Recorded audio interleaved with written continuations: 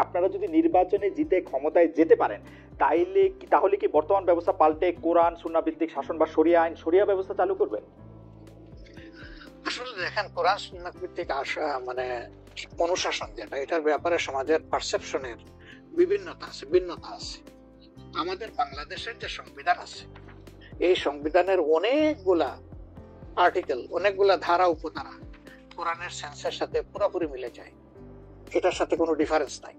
আবার কিছু কিছু ধারা আছে সেখানে কনফ্লিক্ট, কন্ট্রাডিকশন আছে।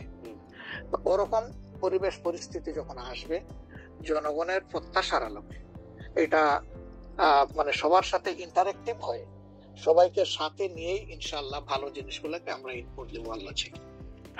তবে এটাও মনে রাখার বিষয় যে কোরআনী শাসন হঠাৎ করে আল্লাহ তাআলা এস্টাবলিশের হুকুম দেন নাই।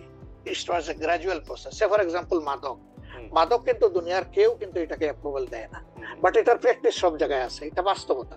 তো সেই মদ যখন হারাম ঘোষণা করা হয়, নিষিদ্ধ করা হয়, তখন কিন্তু 3 পর্যায়ে গিয়ে চূড়ান্ত ভাবে এটা নিষিদ্ধ করা হয়েছিল। তো এটা গ্রাজুয়াল একটা প্রসেস। আপনি একটা ক্রাইম থেকে, দীর্ঘদিনের প্র্যাকটিস থেকে মানুষকে সরাবেন, আল্লাহ তাআলার সেই বিধানকে অনুসরণ করেই আমরা আগাবো ইনশাআল্লাহ। 5 আগস্টের পর থেকে বিএনপির পক্ষ থেকে যেহেতু জাতীয় নির্বাচনের দাবি জানানো হয়েছিল, এটা নিয়ে অনেক তাদেরকে রঙ্গব্যঙ্গ করা হয়েছে। জামায়াতে ইসলামী মাঝামাঝি থেকে ফেব্রুয়ারি ইলেকশনের কথা বলেছে, রোজার পরেও ইলেকশনের কথা বলেছে, রোজার আগেও ইলেকশনের কথা বলেছে, কিন্তু আমরা দেখতে পাচ্ছি জামায়াতে ইসলামী 300 আসনে প্রার্থী ঘোষণা করে ফেলেছে। আপনারা যদি পরে কোনো রাজনৈতিক জোট করেন বা পরে যদি কোনো ধরনের রাজনৈতিক সমঝোতার মাধ্যমে জাতীয় সরকারের একটা আবহ তৈরি হয়, তাহলে কি হবে? আপনারা এখনই জোট ঘোষণা করে ফেলেছেন, সেটা কেমন হলো? আলহামদুলিল্লাহ, এটা আমাদের সাথে যাদের ইন্টারেকশন আছে তারা সবাই জানেন। আমরা বলেছি যে এটা আমাদের অফিসিয়াল ঘোষণা না, এটা হলো প্রাথমিক সিলেকশন, এবং সমস্ত আমাদের নমিনি যারা হবেন তাদেরকে সেম মেসেজ দেওয়া হয়েছে যে জাতীয় বৃহত্তর স্বার্থে যে কোনো সময় যে কোনো পরিবর্তন যে কোনো আসনে আসতে পারে। আমাদের সংগঠন এটার জন্য পূর্ণ প্রস্তুত। প্রয়োজনে আমার থেকেই পরীক্ষা শুরু হবে, কোনো অসুবিধা নেই। আপনার কাছে ছোট একটি পরীক্ষা, সেটি আপনার পরীক্ষা না, আপনার কাছে একটি ছোট পরীক্ষা। আপনি কুষ্টিয়া 3 সদর আসনে জামাত ইসলামের এমপি প্রার্থী হিসেবে ঘোষণা করা হয়েছে জনপ্রিয় ইসলামী বক্তা জনাব আমির হামজাকে, কিন্তু এদিকে আবার জামাতে ইসলামীর শুরা সদস্য জনাব ফরাদ হোসেন রয়েছেন, তার নামও জোরে সোরে শোনা যাচ্ছে। অনেকে বলছেন যে তৃণমূল জামায়াত আসলে পছন্দ করে নাই হঠাৎ করে এরকম একজনকে মনোনয়ন দেওয়া। এই বিষয়টাকে আসলে আপনি কিভাবে দেখেন? শুধু জনপ্রিয় না, নট দ্যাট। আমরা যখন কোনো জায়গায় নমিনি সিলেকশন করি তখন 2টা জিনিস আমরা বিবেচনায় নেই। একটা হলো যে এই নমিনির ব্যাপারে স্থানীয় সংগঠনের যারা নেতাকর্মী আছেন তাদের দৃষ্টিভঙ্গি কি, 2 নম্বর হচ্ছে জনগণের দৃষ্টিভঙ্গি কি। এই 2টা বিষয়কে আমরা বিবেচনায় নিয়েই প্রার্থী সিলেকশন করি।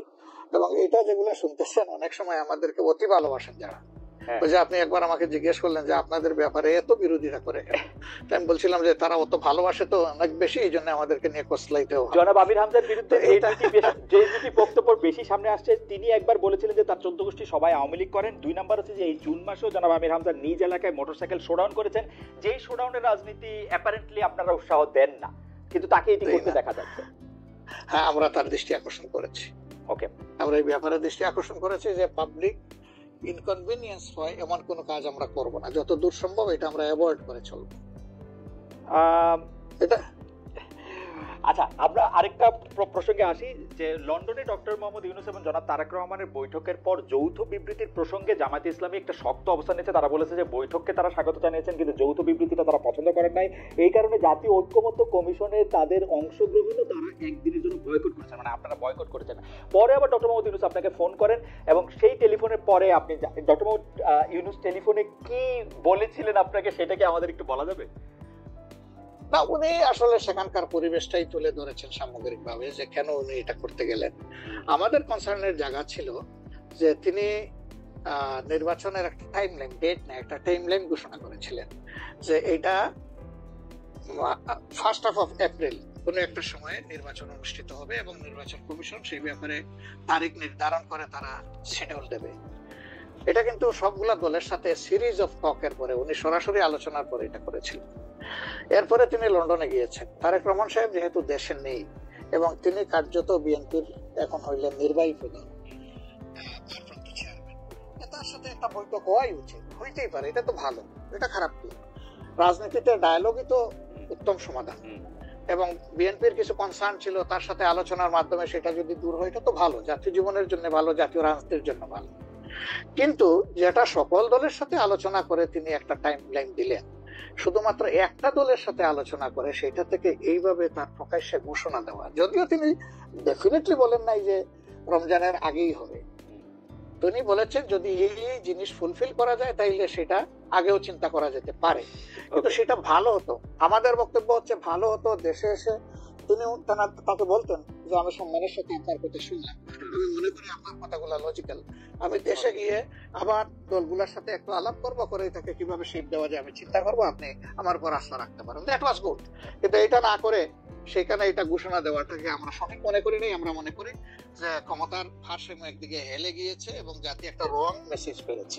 এই জন্য আমরা আমাদের এই পর্যায়ে এটা আমার একটা প্রশ্ন, আপনার কাছে কি মনে হয় পরবর্তী জাতীয় সংসদ নির্বাচন আসলে কোন দিন কোন মাসে হবে?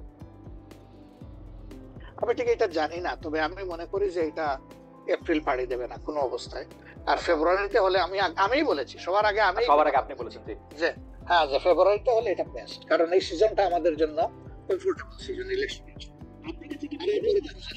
মনে হয় আপনার মনে কি এরকম একটা সম্ভাবনা আপনি দেখতে পান যে এটা রমজানের পরেও আসলে যেতে পারে? সেই ক্ষেত্রে রমজানের সময় আপনাদের ক্যাম্পেইন করতে হবে।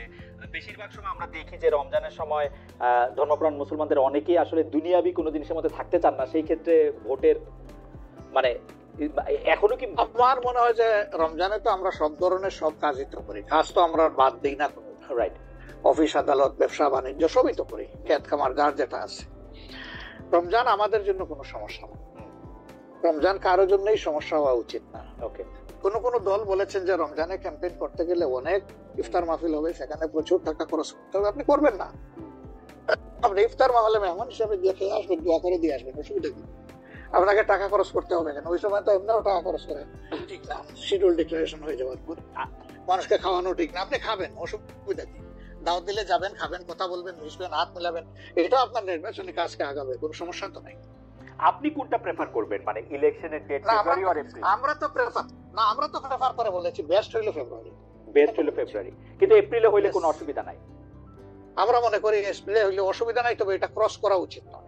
এপ্রিল ক্রস করা উচিত না, কোনো অবস্থায় উচিত হবে না। আপনি কি মনে করেন এখন যদি নির্বাচন কমিশন বলে যে তারা ডিসেম্বরে নির্বাচন দিতে চান, তাইলে কি আপনারা আপত্তি জানাবেন না আপনাদের এটা? না, আমরা ওই যে দুই তিনটা জিনিস বলেছি, যে বেসিক রিফর্ম, তারপরে হচ্ছে আপনার দৃশ্যমান বিচার, প্রবাসীদের ভোট ইনকর্পোরেট করা, এই তিনটা জিনিস যদি আমরা মিনিমাম পাই তাহলে ডিসেম্বর কেন, সামনের মাসে হইলে আমাদের কোনো আপত্তি নেই। ডিসেম্বর আমাদের